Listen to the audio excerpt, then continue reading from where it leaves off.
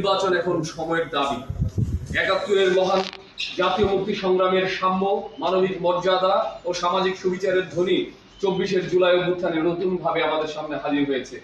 সেই লক্ষ্যে চাই এক নতুন রাষ্ট্র কাঠামোর উপযোগী নতুন রাজনৈতিক বন্দোবস্ত। জুলাই শহীদের আকাঙ্ক্ষার বৈষম্যহীন বাংলাদেশ। ৭১-এর মতো ২৪কেও যারা গোষ্ঠীগত করতে চাইবে, মনে রাখবেন তারা আদত নতুনভাবে একটি ফ্যাসিবাদী কায়েম করতে চায়।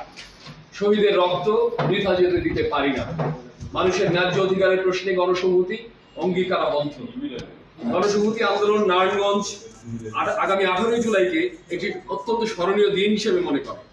আগামী ১৮ই জুলাই বিকাল ৩টায় আমরা চাষারাস্থ নারায়ণগঞ্জের কেন্দ্রীয় শহীদ মিনারে জুলাই সমাবেশ ও শহীদী মার্চ কর্মসূচি আয়োজন করছি।